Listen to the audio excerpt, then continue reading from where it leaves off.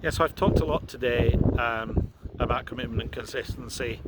I'm probably going to talk about it again tomorrow because I'm kind of struggling with the structure that I need for this part. But I'm just going to talk, like in my head, I'm just going to kind of talk about. I'm going to talk about these two things so I can kind of get them straight in my head. About two cases where commitment and consistency have caused me a lot of problems as a project manager, um, and both cases. This is the interesting thing. Both cases are ones where um, I would say it wasn't an honest commitment that was being. There were both cases where people were trying to get commitments out of me, and in both cases, I don't think this was an honest thing. So one of them was I was working in a very small organisation. I'd been brought in as a project manager to kind of help the whole project management effort in this organisation, and somebody else had been brought in as chief executive, I think, but it's some kind of title that had chief in it. Um, and we were involved in a project, and the guy, he he had an attitude to agile, which I kind of like, kind of typify it as yeah, agile. So kind of yes, of course I understand agile. And then we had a meeting at the beginning, like essentially at the kickoff for this project, and he had asked for, this is maybe a absolute warning sign. He'd asked for a Gantt chart. He'd asked for a kind of typical project waterfall chart, showing that the thing could be delivered. And I'd been listening to the meeting, and I don't remember a lot of detail about the meeting, but I'd been listening to the meeting, and what I'd heard was there was lots and lots of uncertainty. There was lots and lots of doubt about what could be done, what questions that needed to be asked of people who we didn't know who the right person to ask was. And at the end of the meeting, which is the bit that was kind of surprising, he said, well, what I want you to do now, I want everybody, the actions that people have been given, I want them to commit to doing those actions.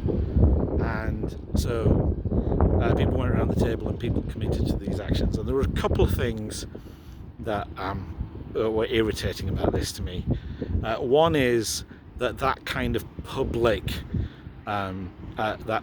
demand of kind of for loyalty oaths is extremely manipulative, and so I don't like it because of how powerful commitment consistency is, which is exactly why he was doing it.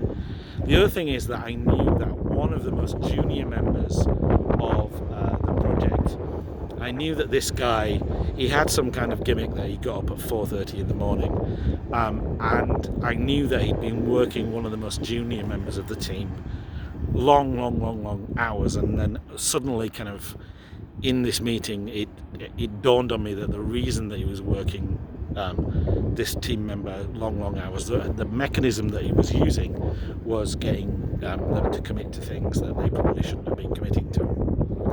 And so as they went round the room, I knew that the things that I'd been asked to do I couldn't commit to, that they were uncertain. I think he might have even been so crazy as to ask me to commit to delivering the whole project right from the beginning when there was so much uncertainty for a particular date. And so when we got to me, I said no, I can't commit to this. And this was a phone meeting. This was on the phone, and he hung up. He was just so flabbergasted that I said that I couldn't commit to this, that he hung up. And then the meeting kind of, at that point, kind of fell apart, dissolved, and he rang me again afterwards and basically said, I can't believe that you did that. I can't believe that you said you couldn't commit to this. Why would I commit to this if I know that I can't commit to it? What kind of commitment is that? So one of the things I've been told about this chap was that he got things done, and maybe he did get certain kinds of things done, but one of the things that I'm trying to look after when I'm managing a software development project is that things don't happen at the very last minute in the middle of the night. That's not a very good way to write software. And also, I don't want to put my team under undue stress. I don't see the point in doing that. What we'd found out at that point in this project was that there was lots of uncertainty. The right thing to do would be to try and chase down those uncertainties and find out what was actually going on. What do we really need to do? Who do we really need to talk to? So I've got to admit this, I'm still not certain that I behaved in the right way. Especially what makes me doubt that is how badly he behaved. In my view, he behaved extremely badly. But one of the things that I've been thinking about over the last few days when it's dawned on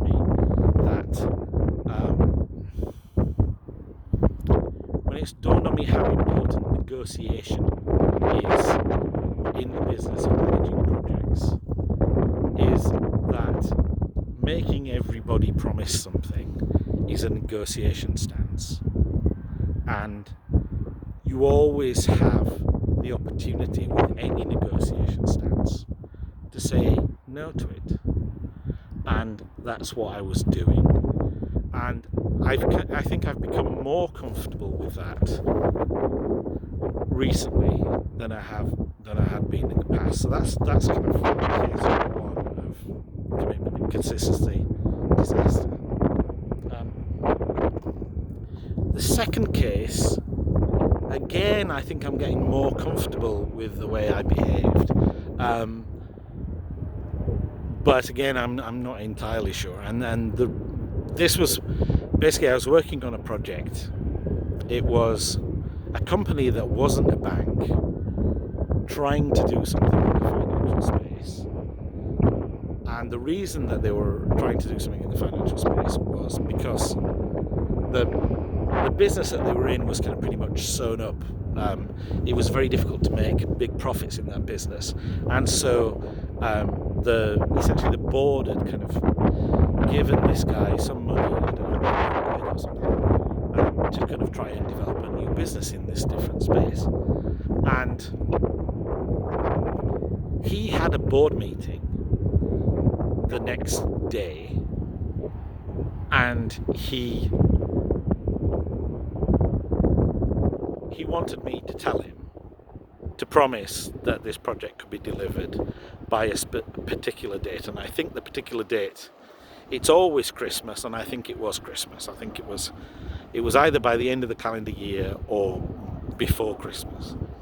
And my experience on that project had been, actually from a software point of view, we were pretty fine. We weren't having any real problems from a software point of view that would stop the project being able to go live before Christmas. But my experience on that project and on lots of other projects that have got anything to do with financial things is that it's always non-functional requirements that come out of nowhere that stop you from being able to deliver. And so my objection was, from the point of view of software, I think this is probably going to be fine, but I can't promise that this is going to be delivered for a particular date, because there will always be some kinds of non-functional things that come out of nowhere. Now, what he wanted me to say was, yes, it can be delivered by this date. And the reason he wanted me to say that is because he had a board meeting the next day, and he wanted to be able to go to that board meeting and say, yes, it will be delivered by the next day. Now, one of the things that I found, well, a couple of things I found so very upsetting about this situation. One is that when I said I couldn't commit to a particular date, he told me I had to. He said, well, that's the answer I'm taking. You are committing to it, which is difficult. But the other thing is then, that he accused me of dishonesty, which is in kind of like in a kind of like and another thing, whataboutism type way. He kind of complained that one of the contractors wasn't working their full hours and was booking their full hours, as if this was something that I knew about. And in fact, I did know that the contractor wasn't in evidence. He couldn't see him because he'd arranged to turn up early and go late.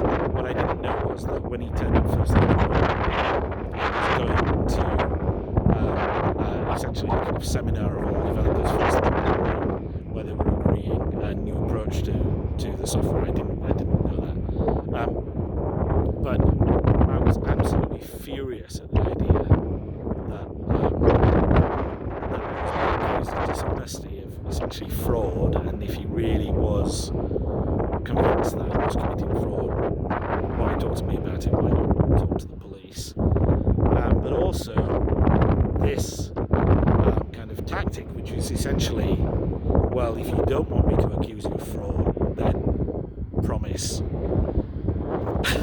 this software that you and I both know might not be delivered for that day. And again, I think aside from getting absolutely furious, which is what I did, and it being an incident that's upset me for years afterwards, my kind of take on it now, having thought about it for the last few days when I've been talking about the importance of negotiation, is that I took the right stance. There were other things that I didn't do correctly with this gentleman. I should have built a far better relationship up to that point, so that, and I think the fact that we had this conversation was essentially a symptom of the fact that we didn't have a good relationship. But I think I still adopted the right stance by saying no to it. And what actually happened? When did that software really get released? That software got released in the new year. What was it that made that software?